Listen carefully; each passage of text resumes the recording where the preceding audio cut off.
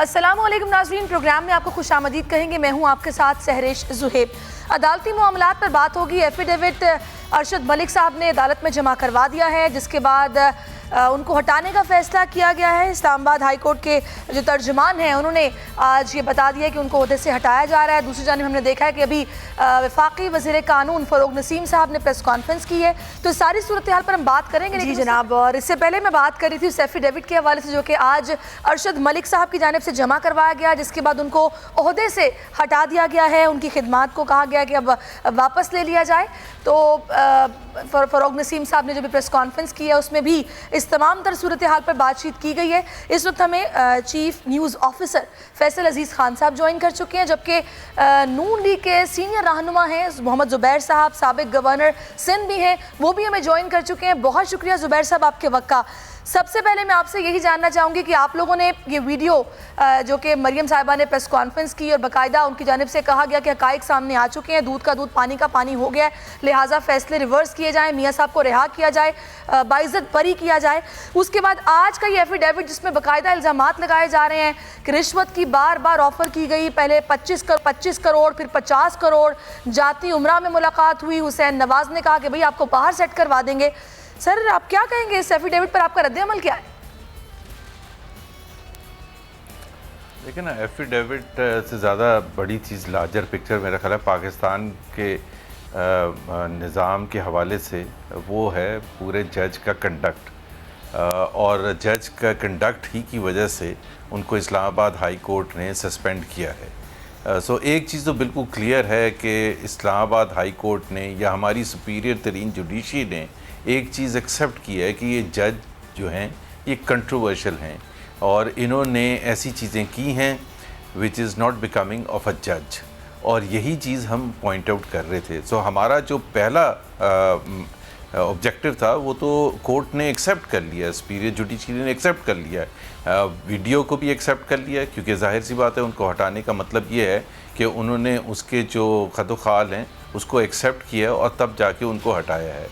हमें जो एतराज़ है सो हम उस हद तक तो वेलकम करते हैं कि उन जज साहब को उन्होंने फ़ारिग कर दिया। अब अगर आप जज साहब को फ़ारिग कर रहे हैं एक ऐसे कंडक्ट पर, और वो जो आपने जिनका जिक्र किया कि उन्होंने इल्ज़ामात लगाए हैं कि जी मुझे ये ऑफ़र किया, वो भी उनकी रिस्पॉन्सिबिलिटी थी उस वक़्त, क्योंकि उनके ऊपर एक सुप्रीम कोर्ट के सीनियर तरीन जज बैठे थे एज अ मॉनिटरिंग जज।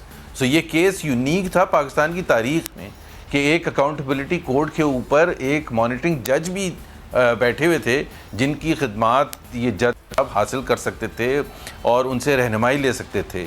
आपको पता है सुप्रीम जुडिशल काउंसिल का एक फ़ैसला आया था जस्टिस सिद्दीकी के हवाले से, जिसमें उन्होंने बड़ा क्लियर सुप्रीम जुडिशल काउंसिल ने कहा कि जो चीज़ें आपने इल्ज़ामात लगाए हैं कि आपके ऊपर प्रेशर डाला जा रहा था, आपने उस वक़्त ये क्यों नहीं बताया था, ये आपके ऊपर लाजिम था कि आपको बताएं। सो हम जज के बिहाफ पर नहीं आंसर करेंगे, ये जज का तो रोल जो है कंट्रोवर्शियल तो बन ही गया है। सो इस बेसिस पर हम कह रहे हैं कि अगर उन्होंने उस जजमेंट में बैठे हुए ऐसी चीज़ें की हैं जो कंट्रोवर्शियल है, तो उन्होंने केस कैसे सही चलाया होगा और केस को क्यों माना जाए? ये कहा जा रहा है कि भाई जज साहब ने तो बाकायदा अपने एफिडेविट में कहा भी है कि भाई मैंने किसी भी दबाव में ये फैसला नहीं दिया। ये अलबत्ता ज़रूर है कि नासिर भट्ट साहब से भी मेरी मुलाकातें हुई, मैं जाती उमरा भी गया। तो ये जो मेरिट्स हैं, अभी फ़रोग नसीम साहब ने भी बात करते हुए यही कहा है कि केस के मेरिट को देखें तो वो नहीं बदलते हैं इस मामले के बाद भी। आपने मेरी आर्गुमेंट सुन लें, अगर आपने उसको हटाया है तो आपने ये एक्सेप्ट कर लिया ना कि वो जज में कोई खामी है।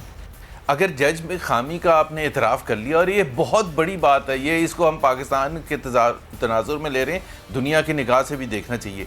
सो अगर हमने ये मान लिया कि जज साहब ठीक नहीं थे, तो फिर वो जज साहब ने उस केस को कैसे ठीक चलाया होगा?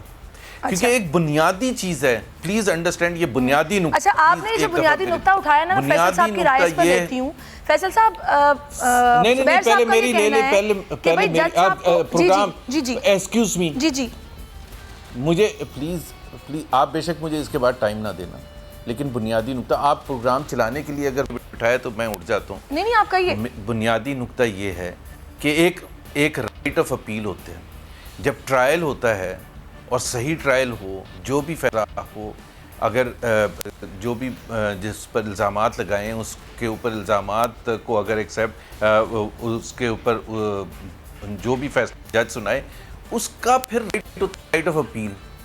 तो हम कह रहे हैं राइट ऑफ अपील, तो हमें राइट ऑफ अपील तो बाद की बात है, ट्रायल तो पहले सही हो, एक ऐसे जज कंडक्ट करे जिनका हर लिहाज से सब के सामने क्रेडिबिलिटी है। और जुडिशरी को ये भी जवाब देना है, सुपीरियर जुडिशरी को, कि एक ऐसा जज जो इतना मतलब उसमें लैक ऑफ इंटीग्रिटी थी, किसी तरह से भी देख लें, तो उसको बिठाया क्यों था? सही। ये है हमारा नुक्ता, इसलिए हम कह रहे हैं रीट्रायल चाहिए और ट्रायल से पहले उनको फौरन रिहा करना चाहिए। सही, आप ये कह रहे हैं कि रीट्रायल होना चाहिए और उनको फौरी तौर पर अभी रिहा करना चाहिए। फैसल साहब, कंट्रोवर्शियल कह रहे हैं कि जज साहब इस तरीके से उनका किरदार हो गया है, और अब आपकी इस पर क्या राय है कि भाई जब तक उनको ये धमकियां मिलती रही हैं, उनको जो ऑफर्स मिलती रही वो अब्जॉर्ब करते रहे, लेकिन अब शायद उनका ज़मीर जाग गया, जब ये वीडियो भी सामने आई तो उन्होंने एफिडेविट दिया। मुझे ये लगता है कि ये जो अभी आज उनको हटाया गया वो इस बेस पर हटाया गया कि मिसकंडक्ट उन्होंने किया है, कि उनको ये सब बातें जब ये कुछ हो रहा था तो उनको बताना चाहिए था। फिर जब एक जज एक केस देख रहा होता है तो उसको वो कैसे डिस्कस कर सकता है तीसरे बंदे के साथ, वो भी उसे घर बुलाकर? देखिए, इसमें दो तीन पहलू हैं। एक तो हमने ज़ुबैर उमर साहब की पूरी गुफ्तगू सुन ली, और जो पिछला एक हफ़्ता है और वीडियो क्लिप के बाद से लेके मुस्लिम लीग नून ने जिस तरह से इसको प्ले किया है और पूरे पाकिस्तान को आगाह किया है, और उसके बाद आज की जो डेवलपमेंट्स हैं, उसके बाद मुस्लिम लीग नून के जो मौक़िफ़ है उसको ठोस माना जाना चाहिए।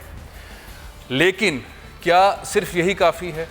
क्या कोर्ट में मुस्लिम लीग नून ये एविडेंस लेकर जाएंगे, जाके बताएंगे? ज़ाहिर है फ़ैसला तो कोर्ट ने देना है, फ़ैसला आवाम ने, मीडिया पे बैठे हुए तज्ज़ियाकारों ने, इस प्रोग्राम्स के ज़रिए तो नहीं होना, ना इस तरह की चीज़ें होनी। ये शवाहिद, ये क्लिप्स जो बार बार आ रहे हैं और अभी कहा जा रहा है और क्लिप्स भी हैं, ये तमाम क्लिप्स जो हैं वो उस मुताल्लिका कोर्ट के अंदर एविडेंस के तौर पर पेश किए जाने चाहिए, ताकि प्रोसेस अदालत के थ्रू आगे बढ़े, अदालत कमीशन बनाए, जॉइंट इन्वेस्टिगेशन टीम बनाए, उन क्लिप्स को प्रॉपर तौर पे देखा जाए, जांचा जाए, उसकी सच्चाई सामने आए और फिर कोई फैसला हो। अभी तो जो सिनेरियो है उस सिनेरियो के अंदर मैं ये नहीं समझता कि सिवाय मंजर यहाँ पे जो इन्वायरमेंट है उससे कोई फ़ायदा होने वाला है। पहला कदम ले लिया, उससे फ़ायदा हो गया, मुस्लिम लीग नून को ज़रूर फ़ायदा हुआ है, पूरा सिनेरियो डिफरेंट हो गया है। लेकिन क्या, मैं तो सवाल करता हूं बल्कि ज़ुबैर उमर साहब से, क्या मुस्लिम लीग नून ये तमाम एविडेंस, ये सारे क्लिप्स लेकर कोर्ट में जा रही है और कोर्ट में जाके पेश कर रही है और अदालत के सामने पेश करके तवक्को करती है या अपील करती है कि कोई कमीशन बनाया जाए जहाँ पे सही तरीके से इसकी तस्दीक हो कि हाँ ये ठीक है या ये ठीक नहीं है? जी ज़ुबैर साहब, कब जा रहे हैं आप लोग? एब्सोल्युटली, बड़ा देखें कोर्ट ने तो फैसला करना है, बिल्कुल सही कहा कि कोर्ट नहीं। अब ये जो नुक्ता मैं पॉइंट आउट कर रहा था, कौन से कोर्ट में, ट्रायल कोर्ट में या अपील कोर्ट में, this is a fundamental point जो मैं एडवांस करने कर रहा हूँ। एक होता है हम कह रहे हैं कि जी हम ये लेके जाना चाहते हैं, जो कोर्ट ने अभी कहा है ना, जो इस्लामाबाद कोर्ट ने, कि जी एक अपील लगी हुई है इस्लामाबाद हाई कोर्ट में इस केस के ख़िलाफ़, और उस अपील के साथ हम ये अटैच कर देते हैं। हम कह रहे हैं नहीं, उस अपील के साथ नहीं, पहले तो ये डिसाइड होना होगा। हम कह रहे हैं ट्रायल कोर्ट में, बिकॉज हम तो ये कह रहे हैं कि जज साहब ने ये केस ही नहीं सही सुना और उनकी तो हैसियत आपने खुद डिक्लेयर कर दी है कंट्रोवर्शियल। सो हम सिर्फ फ़र्क ये है कि हम ये नहीं कह रहे कि इसमें नहीं जाना चाहिए कोर्ट में, हम कह रहे हैं कोर्ट, कौन सा कोर्ट, ट्रायल कोर्ट और अपील कोर्ट। ट्रायल कोर्ट के लिए हम तैयार हैं, उसमें ये बिल्कुल रखना चाहिए और पूरा ट्रायल होना चाहिए। बड़ा सिंपल सी बात है, क्योंकि एक जज जो कि कंट्रोवर्शियल बन गया है, वो क्या कंट्रोवर्शियल सिर्फ उस वीडियो की हद तक बने या उस हद तक बने जो उसने इल्ज़ामात लगाए हैं? उसकी कंट्रोवर्सी क्या एक्सपैंड नहीं करती है his whole conduct as a जज? और ख़ास तौर पर जो हमारा क्लेम है, ख़ास तौर पर हमारा क्लेम कि वो वीक जज था, उस वीक जज ने, और वो उनका अपना भी क्लेम सामने आ गया, वो एक वीक जज थे जिन्होंने प्रेशर में आके फैसला किया। सो वो प्रेशर, सो उनका जो सारा जो जब वो केस चल रहा था, तो क्या उस दौरान वो एक आइडियल जज थे और सडनली उसके बाद वो एक आइडियल से एक कंट्रोवर्शियल जज बन के? हम तो कह रहे हैं वो है ही कंट्रोवर्शियल जज, अनलेस द सुपीरियर जुडिशरी हमें कन्विंस करे और पूरे पाकिस्तान को कन्विंस करे कि जी ये ऐसा। मेरा तो ख्याल है पाकिस्तान के लिए, हिस्ट्री के लिए, लीगल प्रोसीडिंग्स के लिए ज़्यादा अच्छा होगा। क्या मसला क्या है, बस 6 महीने बाद आ जाएगा ना नतीजा। सही। तो यहाँ तो 6-7 तक नतीजा नहीं आता। कब से वो जनरल परवेज़ मुशर्रफ पर इल्ज़ामात हैं गद्दारी के हवाले से, अभी तक क्या मुकम्मल हो गया? तो इसमें क्यों इतनी जल्दी है? ट्रायल क्यों नहीं हो सकता? ट्रायल में विटनेसेस आते हैं सब, appeal is a different process, so that is the difference that we are talking. अच्छा, माहिर कानून आफ्ताब साहब इस वक्त हमारे साथ मौजूद हैं, तो उनसे इस पर राय ले लेते हैं। आफ्ताब साहब, अभी आपने गुफ्तगू सुनी ज़ुबैर साहब की, वो ये कह रहे हैं कि भाई ट्रायल कोर्ट में ये मामला जाना चाहिए, अपील कोर्ट में नहीं। अभी तो पहले ये डिसाइड हो कि भी अपील कोर्ट में जाएगा या ट्रायल कोर्ट में जाएगा। कानून इसको किस नज़र से देखेगा? क्योंकि अभी जो मरकज़ी अपील है उससे अटैच करने का कहा गया है इस एफिडेविट को और इस खत को जो कि भेजा गया है, तो आपकी इस पर राय क्या है? देखिए, मैं इसमें ये कहता हूँ कि ये जो अपील होती है, अभी अपील इनकी ज़ेर बात है नवाज शरीफ और मरीम की, ये जो अपील है, इस अपील के मुताबिक जो अपीलें इनकी पेंडिंग हैं, वो जो कंटिन्यूशन ऑफ ट्रायल होती है, कोई भी अपील हो, अभी अपीलों के फैसले नहीं हुए। अब इस दौरान जब अपील पेंडिंग हो तो एक दफ़ा है 428 क्रिमिनल प्रोसीजर कोड की, उसके तहत एडिशनल एविडेंस वहाँ पेश की जा सकती है। अगर ये मियाँ साहब या इनका खानदान ये समझता है कि बहुत ही ये इनोसेंट हैं और इन्होंने कोई करप्शन नहीं की, कोई डकैती नहीं की, कोई गरीब आवाम का खून नहीं चूसा, जज ने गलत सजा दी है, तो यही वीडियो लेके और जज के एफिडेविट लेके ये चले जाए वहां पे अदालत के अंदर। हाँ, दूसरी तरफ नैब ने भी अपीलें की हुई हैं कि फ्लैगशिप रेफरेंस और अल अजीजिया में सुप्रीम कोर्ट के 5 जजेस ने वाज़े तौर पर ये करार दे दिया था कि ये जो है ये सारे के सारे जो है इसमें मुल्ज़म है। फिर ट्रायल कोर्ट को भेजा था कि आप इसका ट्रायल करके इनको जो भी आप समझते हैं मुनासिब सजा दें, लेकिन ट्रायल कोर्ट हुआ क्या, ये करते क्या है, वही नासिर भट्ट जिसकी सारी बात सामने आ गई है, लंदन में वो इनका नायब सदर नून लीग का, जिसकी तस्वीरें आप जहाज में, जब ये नवाज शरीफ और मरियम गिरफ्तारी देने तो उनके साथ जहाज में भी था। आप लंदन के फ्लैट देखें फील्ड के बाद जब लंदन पुलिस गिरफ्तार करती है, ये नासिर भट्ट है, यही नासिर भट्ट है जिसके खिलाफ तकरीबन 15 से ज्यादा इंतहाई खतरनाक केस है। He is desperate, dangerous, harden criminal. ये है इनका दोस्त, ये है नवाज शरीफ का दोस्त, ये है इनका मरियम का दोस्त, ये है इनका भाई बना हुआ है, जो भी बना हुआ है। ये वो लोग हैं, हमेशा बुरा इंसान बुरी सोसाइटी में बैठता है।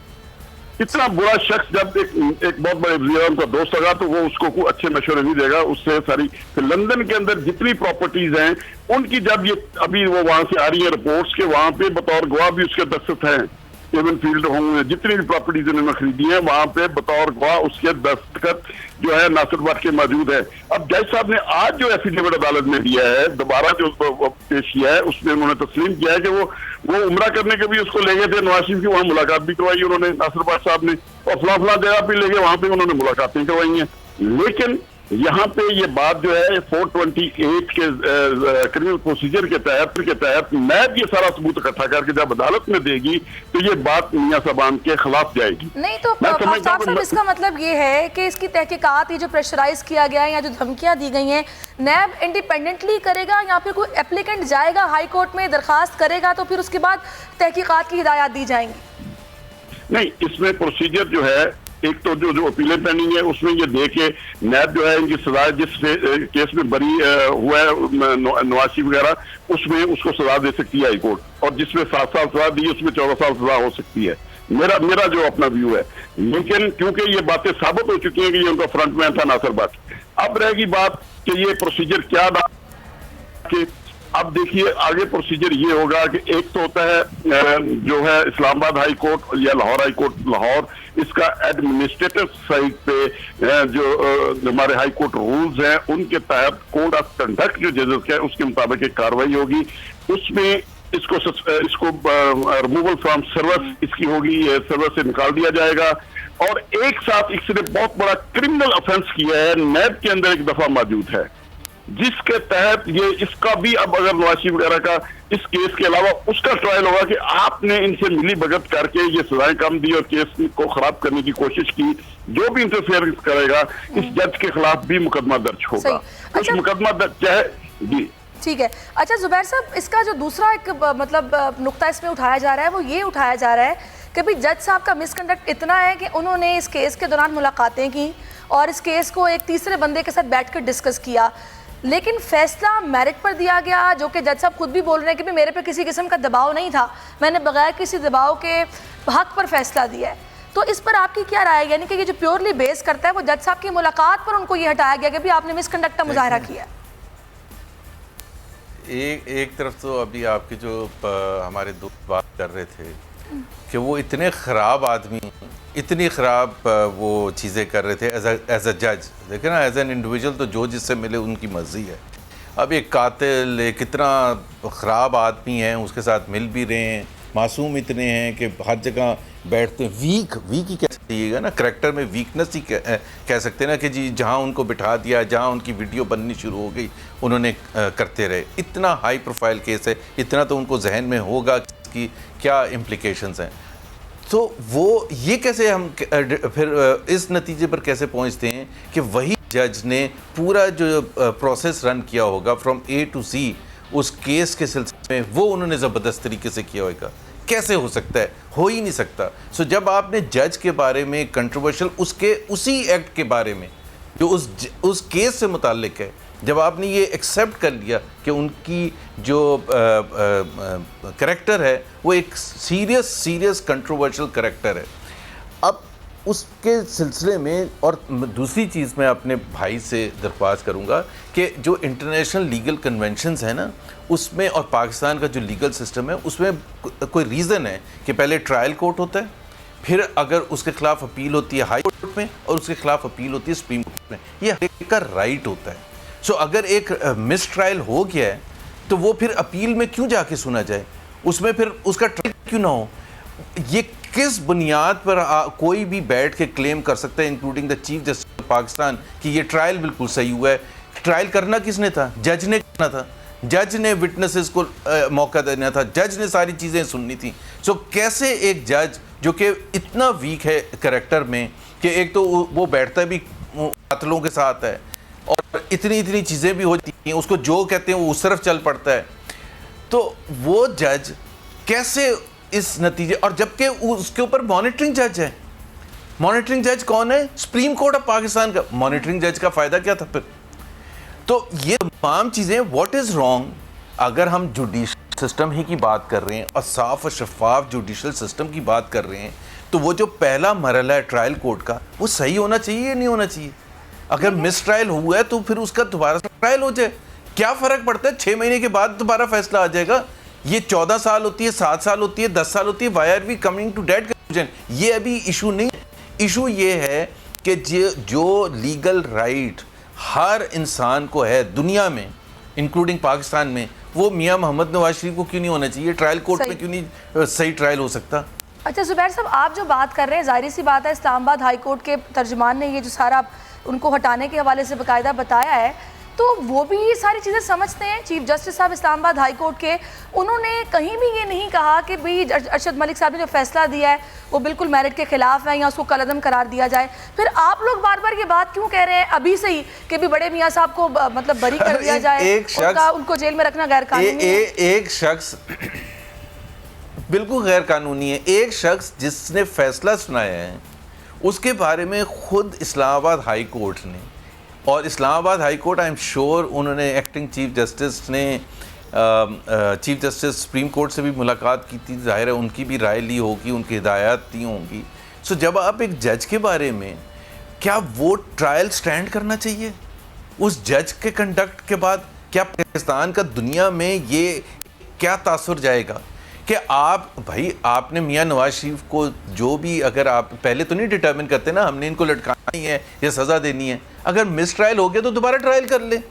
और मिस ट्रायल तो हुआ है ना, सबके सामने मिस ट्रायल। आप उसको कहें कि जी इस पार्टी ने उनको दबाव डाला हुआ था या उस पार्टी ने दबाव डाला था, जिस भी पार्टी ने दबाव डाला था, जज has to stand up to the pressure. ये सब के लिए तय है। तो फिर इस माहौल में जो हमारा कंसर्न है कि उन्होंने प्रेशर में आके फैसला दिया है, तो वो क्यों नहीं प्रेशर में आके फैसला देंगे? और लेट द अदर जज डिसाइड ना। कोई एक आप नॉन कंट्रोवर्शियल जज के जज खत्म हो गए, अभी भी तो जरदारी साहब का केस कोई और करेगा ना, हटा दिया ना इनको। तो जरदारी साहब का मिसाल के तौर पर जज केस ये कर रहे थे, और भी केसेस। अभी इन्होंने 10 दिन पहले बाबर अवान साहब को क्लीन चिट दे दी थी बड़े आराम से, जबकि उसी केस में वो फॉर्मर प्राइम मिनिस्टर वो क्या नाम है पीपल्स पार्टी के, उनको नहीं क्लीन चिट दी। बाबर अवान को क्लीन चिट दे दी नंदपुर केस में। चले खैर इदारे अपना काम कर रहे हैं, नैब ने दरखास्त भी दी है कि नजरसानी की जाएगी जो क्लीन चिट दी है। जी इदारे बहुत अच्छी तरह काम कर रहे हैं। जी फैसल साहब आप क्या जुबैर उमर साहब तो बिल्कुल एक लाइन ऑफ एक्शन के ऊपर हैं जो जाहिर है, लेकिन ये रास्ता जो है वो यहाँ डिबेट के बजाय अदालत का दरवाजा खटखटा के क्यों नहीं हासिल किया जा सकता। पॉइंट तो ये है कि जो कुछ भी होना है अदालत के थ्रू होना है, और मुस्लिम लीग नून की जो लॉ टीम है और जो ये पूरा कैंपेन भी चल रही है, कैंपेन के सूरत तो हम तो मना नहीं कर रहे हैं। हाँ नहीं, तो असल मामला यही है कि मुस्लिम लीग नून सर हम तो हमने ये तो आपने मेरे से आज राय ली थी तो मैं आज जी बता रहा हूं। अच्छा अब मैं चले अभी मैं ये सवाल कर लेता हूं। आप सही कह रहे हैं। हाँ बिल्कुल कि अब कौन क्या अगले स्टेप क्या होंगे। मुस्लिम लीग नून की लॉ टीम जो है वो कोर्ट में जाकर ये बात कहेगी कि मियां साहब को रिहा कर दिया जाए, ट्रायल के अंदर ये मामला था, दोबारा ट्रायल होना चाहिए, और ये किस फोरम के ऊपर कब करना शुरू कर रही है। आपने बिल्कुल देखा ना, मैं तो अभी राय वो दे रहा था। आपकी बात सही है, हमने तो नहीं यहाँ फैसला करना, और मेरे कहने से तो कोई सुन के फैसला भी नहीं सुना देगा।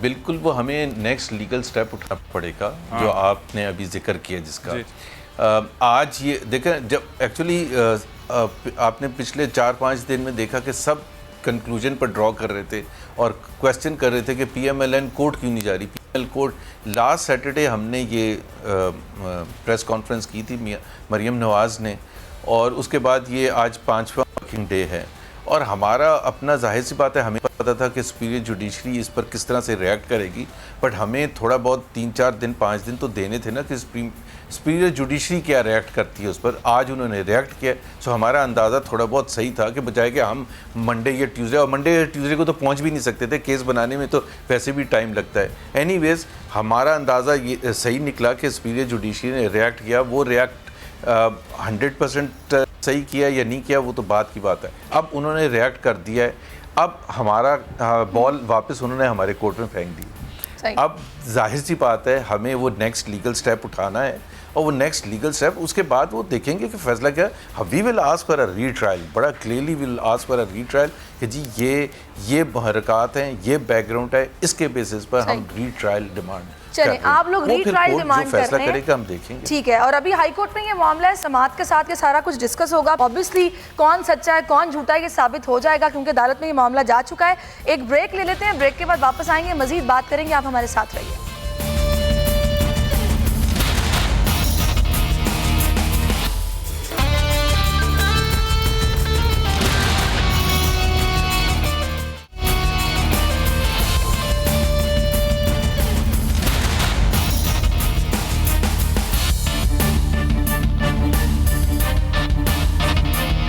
वेलकम बैक नाज़रीन। एफिडेविट का मामला, जुडिशरी का रिएक्शन जिस पर हम बात कर रहे हैं, जुबैर साहब भी हमारे साथ हैं, फैसल साहब भी मेरे साथ हैं, और माहिर कानून आफ्ताब साहब भी मेरे साथ ही मौजूद हैं।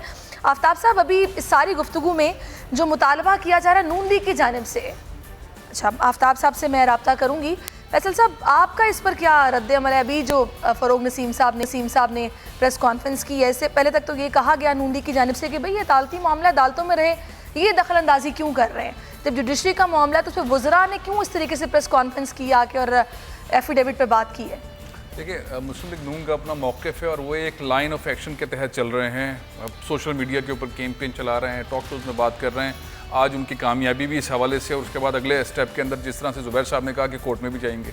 लेकिन हुकूमत का भी तो एक किरदार है ना, हुकूमत भी तो कुछ कर रही है कि जुडिशरी का एक फ़ैसला आया कि जज साहब को वापस भेज दिया गया है और वो काम नहीं करेंगे, तो मिनिस्टर ने भी उसको एक्सप्लेन किया। और सबसे बड़ा सवाल जो खड़ा हुआ है, जिसका मैं ब्रेक में भी आपसे जिक्र कर रहा था, तो जो भी ट्रायल होगा, क्या मनी ट्रेल जो साबित करनी है वो उसके ऊपर दोबारा से केस, वो तमाम चीज़ें पेश करनी पड़ेंगी, जो भी प्रॉपर्टी है उससे मुतालिक मनी ट्रेल का मामला आएगा दोबारा से। और दूसरा ये कि क्या अगर हम इस रुख को दूसरे अंदाज के अंदर देखना शुरू कर दें कि जज साहब ने कहीं इस साइड पर सपोर्ट करने के बजाय उस साइड पर सपोर्ट की कि सज़ा 14 साल के बजाय 7 साल दी, तो फिर क्या होगा? तो कहानी अभी बहुत सारी बाकी है, और ज़ाहिर है हुकूमत का अपना एक रोल है, हुकूमत अपना रोल लेके आगे बढ़ेगी, लेकिन असल राउंड जो है वो मुस्लिम लीग नून ने ही आगे बढ़ाना है। उन्होंने ही जाके कोर्ट में ये कहना है, और वो क्या कहते हैं, क्या वो ये कहते हैं कि ये क्लिप्स हमारे पास मौजूद हैं और कोर्ट फैसला करे, कोर्ट कमीशन बना दे, कोर्ट ज्वाइंट इन्वेस्टिगेशन टीम बना दे और अपनी निगरानी के अंदर इन तमाम क्लिप्स के ऊपर आगे बढ़े, तो ये एक मामला है। दूसरा, जिसकी डिमांड वो बार बार कर रहे हैं कि हम कोर्ट में जाके सज़ा माफ़ करवाएंगे और मियाँ साहब को बाहर लेकर आएंगे, तो ये दो चीज़ें हैं, दो चीज़ों के अंदर मुस्लिम लीग नून ने आगे बढ़ना है, तभी इसके अंदर कोई चीज़ प्रैक्टिकली आगे बढ़ेगी, इसके बगैर चीज़ आगे नहीं बढ़ेगी। सही जी। जुबैर साहब, यहाँ पे अब आप देखें ना कि आप लोग जो बात कर रहे हैं कि मियाँ साहब को फौरी तौर पर रिहा किया जाए, ये फैसला, तो ये स्टेटमेंट जो आई है चीफ जस्टिस साहब जो है इस्लामाबाद हाई कोर्ट के, उनकी तरफ से आने के बाद ही कंट्रोवर्शियल हो जाता है जज साहब का किरदार, इसलिए उन्हें हटाया गया है। आपको नहीं लगता कि बड़ा प्रीमेच्योर है आप लोगों का ये मुतालबा? आप लोग अदालतों में जाएं, वहाँ जाके आप लोग इस किस्म का फैसला लें कि भी मियाँ साहब को बरी किया जाए। और इस तरह तो सर ये आप एक किस्म की अवामी अदालत में जाने वाली बात है कि आप टेलीविजन स्क्रीन पर बैठकर इस किस्म के मुतालबात करें। इसमें मरियम भी कहती हैं बार बार प्रेस कॉन्फ्रेंस करते हुए कि भी मैं 22 करोड़ आवाम के सामने अपना मुकदमा रख रही हूँ ताकि इनको ये पता चले, गवाह हों कि मियाँ साहब के साथ ज्यादती हो रही है। सही फोरम इसका अदालतें ही हैं। जी बिल्कुल सही फोरम अदालतें ही हैं, लेकिन ऐसी अदालतें नहीं जिसमें जज अरशद साहब जैसे लोग बैठते हैं। और दूसरी चीज़ ये है कि अभी बड़ी अच्छी बात की कि ये भी हो सकता है कि जी 14 साल हो तो, और उन्होंने कुछ इंसाफ का झुकाव हमारी तरफ कर दिया हो। जब आप भी ये बात कर रहे हैं जो हम कर रहे हैं कि जज का झुकाव, नहीं मैं तो कह रहा हूँ नासिर भट्ट साहब की मुलाकातों के बाद नहीं, नासिर साहब की मुलाकातों के बाद जो है सजा के अंदर कमी आई हो, ये वाला एंगल भी तो है। वो तो सर चले आपकी बात ले लेते हैं, चले आपकी बात ले लेते हैं साथ तो फिर आप लोग नहीं तो चले आपकी बात ले लेते हैं। जी जी जी, चले आपकी बात ले लेते हैं। इसमें 2-3 बहुत सीरियस इश्यूज हैं। पहली बात तो ये है कि उनके ऊपर एक मॉनिटरिंग जज बैठे थे जो सुप्रीम कोर्ट के सीनियर तरीन जज में शुमार होते हैं, ठीक। और वो मॉनिटर क्या कर रहे थे, क्या चीज़ें मॉनिटर होती थी, ये क्या हम सब का हक नहीं पहुंचता। दूसरी चीज़ ये है कि ये एक बड़ा इम्पॉर्टेंट मरहला है पाकिस्तान, नवाज शरीफ या मरीम नवाज को छोड़ते हैं और नून लीग को छोड़ते हैं, पाकिस्तान की एक जो जुडिशल तारीख़ है वो कोई ऐसी नहीं है जिस पर हम आज बैठ के फ़ख्र से उसका बयानिया कर सकते हैं। कोई चीफ तो पाकिस्तान भी नहीं उस पर फ़ख्र से बात कर सकते, इतना कंट्रोवर्शियल है। और वो कंट्रोवर्शियल शुरू 50 की दहाई से लेके अभी 2019 तक साकिब निसार तक रहा है। और उसके अंदर ऐसे ऐसे फैसले हुए हैं जो जिसको सुन के शर्म से झुक जाते हैं। मतलब एक सिटिंग जनरल को, वर्दी पहने हुए जनरल को 3 साल तक कॉन्स्टिट्यूशन में अमेंडमेंट करने की इजाज़त दुनिया में किसी मुल्क में मिल सकती है क्या? वो जुल्फ़िकार अली भुट्टो को जो उनका कत्ल किया गया और जिसको एक जज ने बाद में 10 साल 11 साल के बाद बड़े आराम से कह दिया हमने दबाव में आके किया था। ज़फ़र अली शाह केस ले लें, मौलवी तमीज़ुद्दीन केस ले लें, क्या हम सब का ये फ़र्ज़ नहीं बनता अपनी पॉलिटिक्स से ऊपर हट के कि जी ये बड़े इसके गहरे असरात हैं। और जो हमारा खदशा था और जो खदशा है कि यहाँ प्रेशर डाला जाता है, प्लीज़ यहाँ आप ये ना भूलें पिछले 3-4 महीने में 2 बड़े वाक़यात हुए हैं। जस्टिस सिद्दीकी जो थे जिनको फारिग किया गया जुडिशल काउंसिल ने, जस्टिस फाइज ईसा का रेफरेंस अभी पड़ा हुआ है, वो क्या किस तरफ इशारा करते हैं, उसकी तहकीकात प्रॉपर होनी चाहिए नहीं होनी चाहिए, लोगों को पता चलना चाहिए नहीं पता चलना चाहिए। उनको जस्टिस सिद्दीकी को इसलिए निकाला कि जी उन्होंने क्यों नहीं वक्त पर बताया था, इसलिए निकाला ना भाई। उसकी दूसरी साइड भी तो है, दूसरी साइड की तहकीकात नहीं होनी चाहिए, हमें नहीं पता चलना चाहिए, आपको नहीं पता चलना चाहिए। क्या हमारा ये राइट है या नहीं है कि अगर हमें इस किस्म के इशारे मिलें और सिटिंग जजेस की तरफ से हों? इससे पहले हम गुफ्तगू कर रहे थे प्रोग्राम में एफिडेविट के हवाले से, और जो अरशद मलिक साहब को हटाया गया उस पर मैं तमाम मेहमानों का शुक्रिया अदा करूंगी। इसके साथ ही नाज़रीन आपसे इजाज़त चाहेंगे। अल्लाह हाफ़िज़।